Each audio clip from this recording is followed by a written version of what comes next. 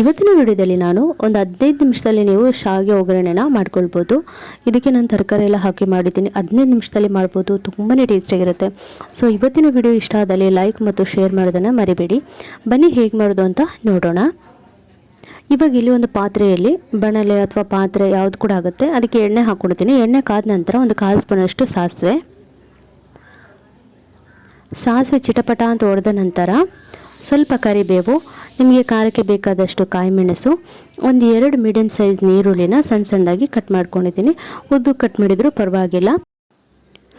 ಒಂದು ಟೊಮೆಟೊನ ಸಣ್ಣ ಸಣ್ಣದಾಗಿ ಮುರ್ಕೊಂಡು, ಒಂದು ಆಲೂಗೆಡ್ಡೆನ ಸಣ್ಣದಾಗಿ ಮುರ್ಕೊಂಡಿದ್ದೀನಿ. ಸ್ವಲ್ಪ ಬೀನ್ಸನ್ನು ಹಾಕ್ಕೊಂಡಿದ್ದೀನಿ. ಇಲ್ಲಿ ಸ್ವಲ್ಪ ಬಟಾಣಿನ ಹಾಕ್ಕೊಳ್ತಾ ಇದ್ದೀನಿ. ನೀವು ಇದೇ ಥರ ಹಾಕಬೇಕಂತ ಏನಿಲ್ಲ, ಯಾವುದೇ ಥರ ತರಕಾರಿಗಳನ್ನ ಹಾಕ್ಕೊಳ್ಬೋದು. ಇವಾಗ ಒಂದು ಸ್ವಲ್ಪ ಉಪ್ಪು, ಒಂದು 1/4 ಸ್ಪೂನಷ್ಟು ಅರಿಶಿನ ಹಾಕ್ಕೊಳ್ತಾ ಇದ್ದೀನಿ. ಮಶ್ರೂಮಲ್ಲಿ ಮಾಡಿದ್ರೂ ಕೂಡ ಚೆನ್ನಾಗಿರುತ್ತೆ, ಚಿಕನ್ ಹಾಕಿ ಮಾಡಿದ್ರೂ ಚೆನ್ನಾಗಿರುತ್ತೆ. ನಿಮ್ಮ ಅನುಕೂಲಕ್ಕೆ ತಕ್ಕ ಹಾಗೆ ನೀವು ಮಾಡ್ಕೊಳ್ಬೋದು. ಇವಾಗ ಇದನ್ನು ಒಂದು ಸರಿ ನಾನು ಮಿಕ್ಸ್ ಮಾಡಿ ಮುಚ್ಚಿ ಸ್ವಲ್ಪ ಬೇಯಿಸ್ಕೊಳ್ತೀನಿ, ಸೆಕೆಯಲ್ಲಿ ಬೇಯಿಸ್ಕೊಳ್ತಾ ಇದ್ದೀನಿ. ಈಗ ಇಲ್ಲಿ ನಾನು ಒಂದು 2 ಸ್ಪೂನಷ್ಟು ಪಲಾವ್ ಮಸಾಲ ಇದೆ, ಪಲಾವ್ ಮಸಾಲ ಹಾಕ್ಕೊಳ್ತಾ ಇದ್ದೀನಿ. ಪಲಾವ್ ಮಸಾಲ ಇಲ್ಲ ಅಂತಂದರೆ ನೀವು ಚಿಕನ್ ಮಸಾಲ, ಗರಂ ಮಸಾಲ ಅಥವಾ ಇಲ್ಲಾಂದರೆ ಮಾಮೂಲಿ ನೀವು ಸಾರಿನ ಪುಡಿ ಹಾಕಿದ್ರೂ ಚೆನ್ನಾಗಿರುತ್ತೆ. ಇವಾಗ ಒಂದು 3 ಗ್ಲಾಸಷ್ಟು ನೀರನ್ನ ನಾನು ಬಿಸಿ ಮಾಡಿ ಹಾಕ್ಕೊಳ್ತಾ ಇದ್ದೀನಿ. ಬಿಸಿ ಮಾಡಿ ಹಾಕೋದ್ರಿಂದ ಬೇಗನೆ ಬಿಸಿ ಆಗುತ್ತೆ, ಬೇಗನೆ ಕುದಿಯುತ್ತೆ ಅನ್ನೋ ಕಾರಣಕ್ಕೆ. ಇವಾಗ ನೀರು ಹಾಕಿ ಮುಚ್ಚಿ ಒಂದು ಕುದಿ ಆದಮೇಲೆ ಚೆನ್ನಾಗಿ ಒಂದು ಮಿಕ್ಸ್ ಮಾಡ್ಕೊಳ್ತಾ ಇದ್ದೀನಿ. ನೋಡಿ, ಈ ರೀತಿ ಮಿಕ್ಸ್ ಮಾಡ್ಕೊಂಡಿದ ನಂತರ ಇದಕ್ಕೆ ಒಂದು ಅರ್ಧ ಲಿಂಬೆ ಹಾಕ್ಕೊಳ್ತಾ ಇದ್ದೀನಿ. ಲಿಂಬೆ ಇಲ್ಲಾಂದರೆ ಪರವಾಗಿಲ್ಲ, ಟೊಮೆಟೊ ಹಾಕಿರ್ತೀವಲ್ಲ, ಸ್ವಲ್ಪ ಹುಳಿ ಇರುತ್ತೆ, ನಾನು ಸ್ವಲ್ಪ ಲಿಂಬೆ ಹಾಕ್ಕೊಳ್ತಾ ಇದ್ದೀನಿ. ಈಗ ಶಾವಿಗೆನ ಹಾಕ್ಕೊಳ್ತಾ ಇದ್ದೀನಿ. ಶಾವಿಗೆ ಸಿಗುತ್ತೆ, ನೀವು ಬಿಸಿನೀರಿಗೆ ಹಾಕಿ ತೆಗೆದು ಮಾಡೋವಂಥದ್ದು.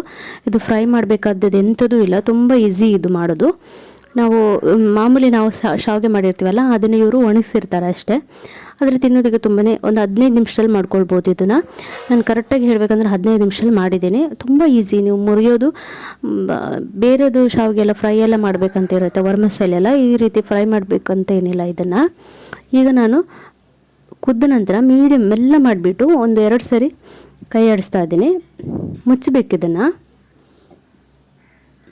ಇದು ಸ್ವಲ್ಪ ತಣ್ಣಗಾದ್ಮೇಲೆ ನಂತರ ಉದುರು ಆಗುತ್ತೆ. ನೋಡಿ, ಉದುರಾಗಿದ್ದಲ್ಲ. ಬೇಕಿದ್ರೆ ತೆಂಗಿನಕಾಯಿ ಕೂಡ ಹಾಕ್ಕೊಳ್ಬೋದು. ಸೊ ಸಿಂಪಲ್ ರೆಸಿಪಿ ಇದು. ಇವತ್ತಿನ ಈ ರೆಸಿಪಿ ಹೇಗೆ ಅನ್ನಿಸ್ತು, ಇಷ್ಟ ಆಯಿತಾ? ಇದ್ರ ಜೊತೆ ನೀವು ಮೊಸರು ಹಾಕ್ಕೊಂಡು ತಿಂದ್ರೂ ಚೆನ್ನಾಗಿರುತ್ತೆ. ಹೇಗಿದೆ ಇವತ್ತಿನ ರೆಸಿಪಿ, ಇಷ್ಟ ಆಯಿತಾ? ಇಷ್ಟ ಆದರೆ ಲೈಕ್ ಮತ್ತು ಶೇರ್ ಮಾಡೋದನ್ನು ಮರಿಬೇಡಿ.